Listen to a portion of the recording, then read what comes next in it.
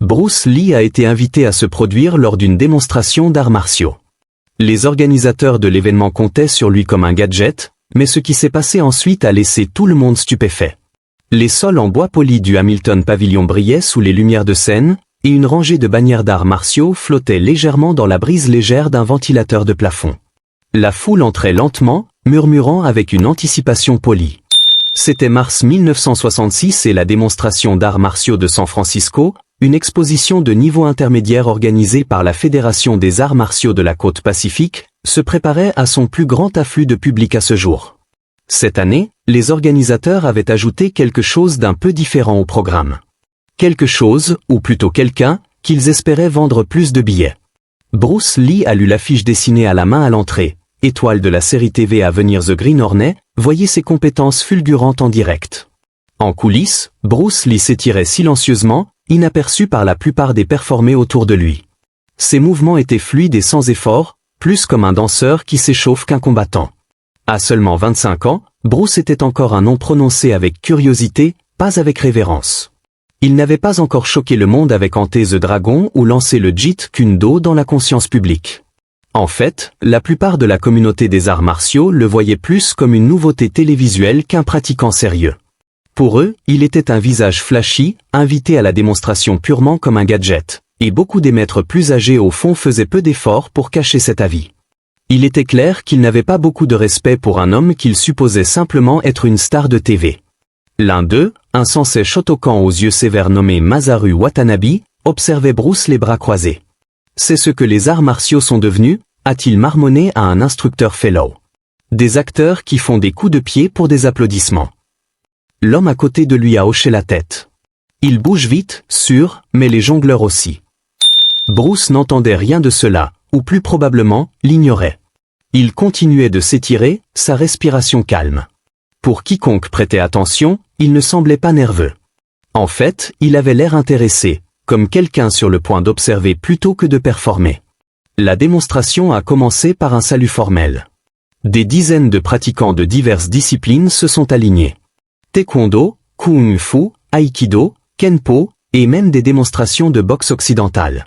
Chaque école avait 10 minutes pour montrer ses compétences. Bruce avait été placé deuxième avant la fin, juste avant la cérémonie de clôture. Alors que les premières performances commençaient, au coup de pied, kata synchronisé, bris de planche, la foule réagissait par des applaudissements polis. Les mouvements étaient nets, traditionnels et précis. L'annonceur, un vieux maître de judo à la voix tonitruante, louait la lignée de chaque école. 4 générations de tradition okinawaise. Étudiant direct d'Ippeman. Ceinture noire de 3e dan certifié en Corée. Chaque performance était imprégnée d'héritage. Tout était ordonné, attendu. Bruce les observait tous avec un intérêt sincère, hochant la tête occasionnellement, mais n'applaudissant jamais. Pas par arrogance, mais parce qu'il étudiait. L'homme qui l'avait invité, un manager de dojo maigre nommé Phil Traîné, s'est penché pendant l'entracte. Bruce, souviens-toi, 5 minutes max, donne-leur quelques coups de pied. Montre ce JAB fulgurant. Peut-être ajoute un salto arrière ou quelque chose. Le public adore ça. Bruce ne l'a pas regardé. Vous m'avez invité pour être un gadget, a-t-il dit platement. Mais ce n'est pas pour ça que je suis venu. Phil a cligné des yeux. Attends, quoi? Bruce s'est enfin tourné, son visage calme. Vous verrez. Au moment où Bruce a été annoncé, près de 2 heures s'étaient écoulées. Certains membres du public avaient commencé à partir, supposant que le meilleur était passé. Le ton de l'annonceur est devenu soudain théâtral.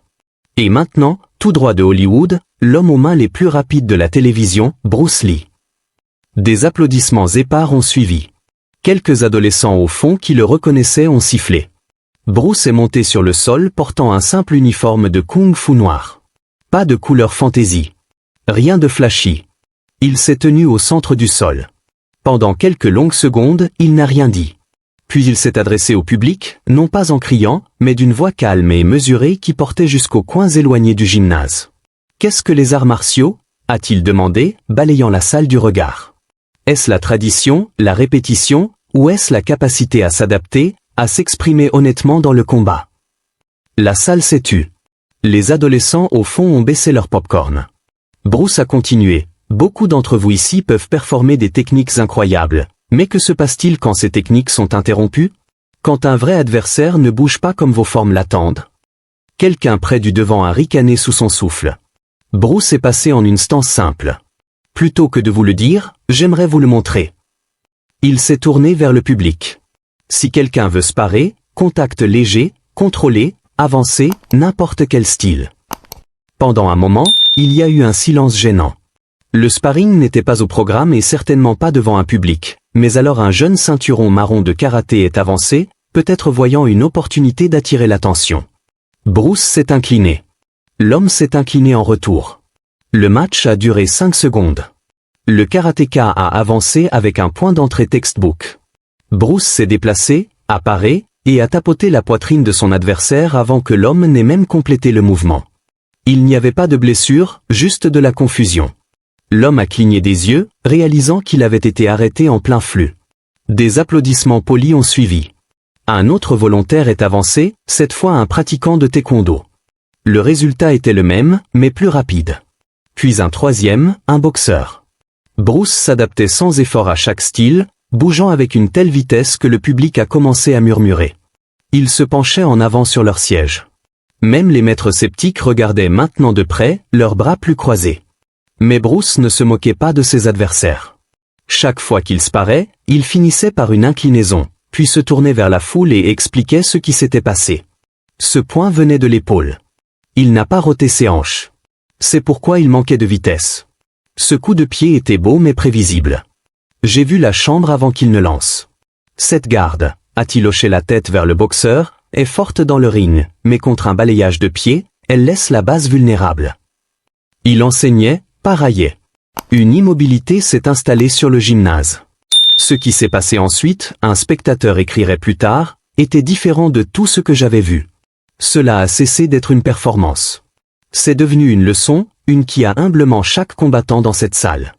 Dans l'ombre, Masaru Watanabe se tenait les bras sur les côtés, ne fronçant plus les sourcils, il observait alors que Bruce bougeait avec clarté, vitesse, et le plus surprenant, respect.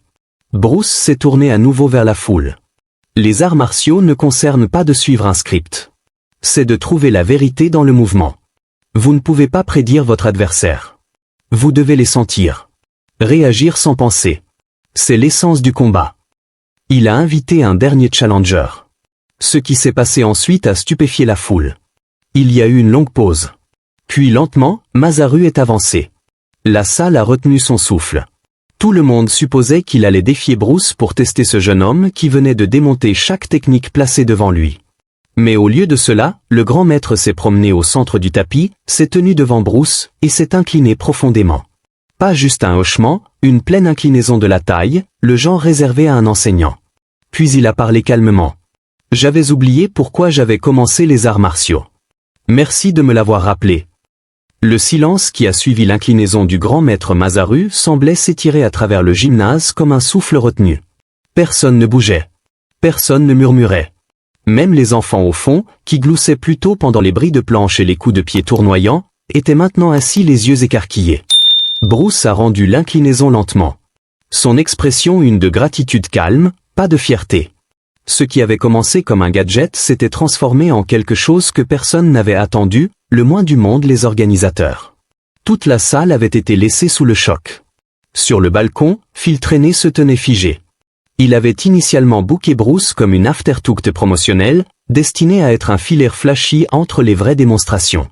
Il avait imaginé que le public pourrait applaudir un peu, peut-être rire de la vitesse de Bruce. Mais maintenant, les gens n'applaudissaient pas.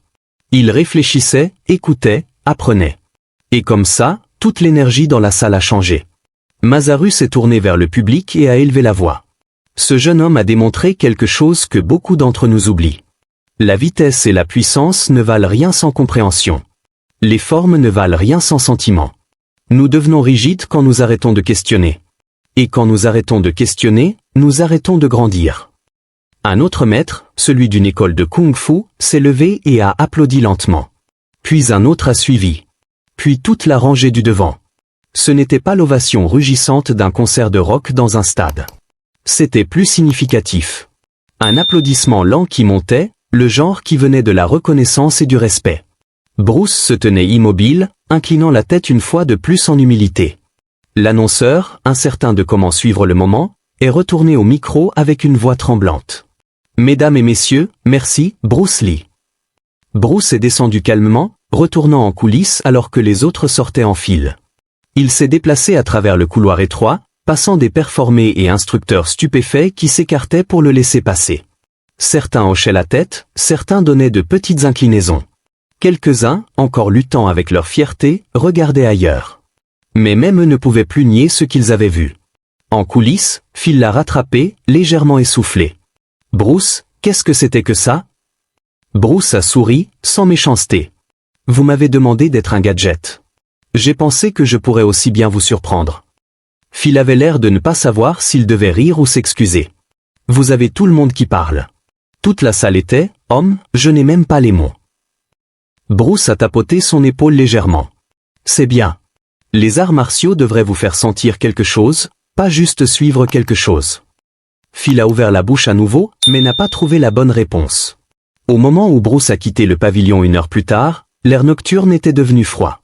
Quelques étudiants restants traînaient dehors, excitamment rejouant ce qu'ils avaient vu. De pauvres imitations des pas fluides de Bruce et des blocs fulgurants. Il s'est arrêté aux marches et les a observés un moment, puis s'est éloigné dans l'obscurité, les mains dans les poches. Le lendemain matin, le San Francisco Examiner a publié une courte colonne enterrée près des pages du fond. Ce n'était pas un grand article, mais il a eu un impact. L'article décrivait comment un acteur TV inconnu avait volé toute la démonstration d'arts martiaux, non pas avec du théâtre, mais avec la vérité. Il citait Masaru Watanabe. Il mentionnait l'émerveillement silencieux de la foule, et surtout, il réfléchissait à comment Bruce Lee avait transformé une simple invitation en quelque chose d'inoubliable. La nouvelle a commencé à se répandre lentement mais sûrement. Au cours des semaines suivantes, des lettres sont arrivées à la Fédération des arts martiaux de la côte pacifique.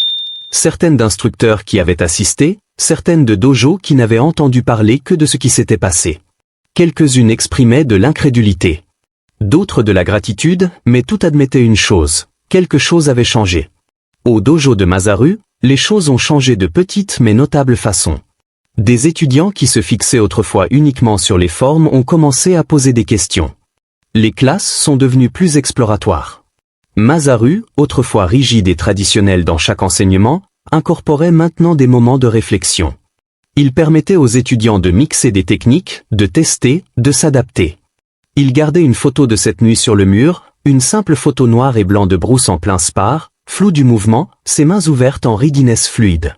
Pendant ce temps, Bruce est retourné à son travail sur The Green Hornet.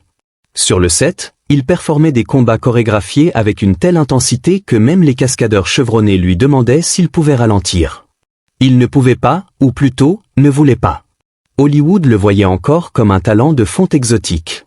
Mais dans le monde des arts martiaux, surtout parmi ceux qui étaient dans ce gymnase cette nuit calme de 1966, Bruce Lee était déjà devenu quelque chose de bien plus. L'événement n'a jamais été télévisé.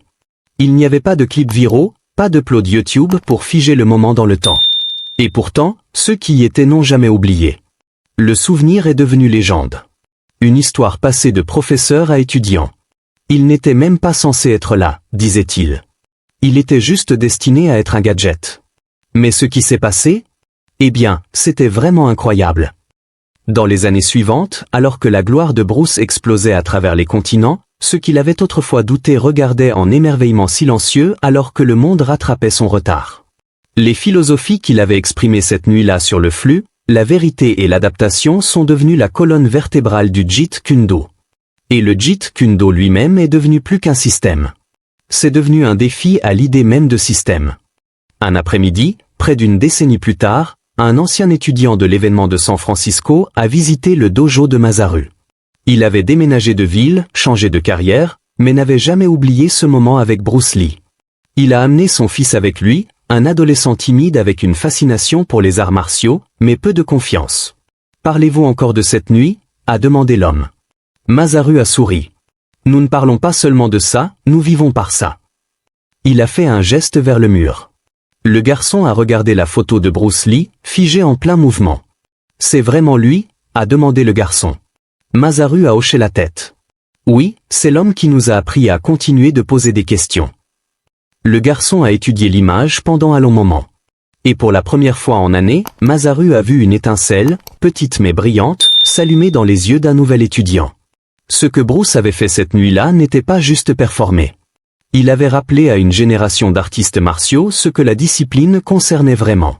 Pas se montrer, pas s'accrocher à la tradition pour la tradition, mais sur le mouvement, l'honnêteté et l'autodécouverte.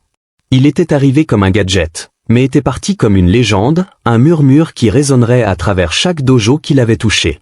Et même maintenant, des décennies plus tard, chaque fois que les artistes martiaux se rassemblent pour démontrer leurs compétences, il y a toujours une pause calme, un regard de côté, un souvenir partagé par quelqu'un de plus âgé à quelqu'un de plus jeune sur la nuit où Bruce Lee leur a rappelé le vrai but des arts martiaux.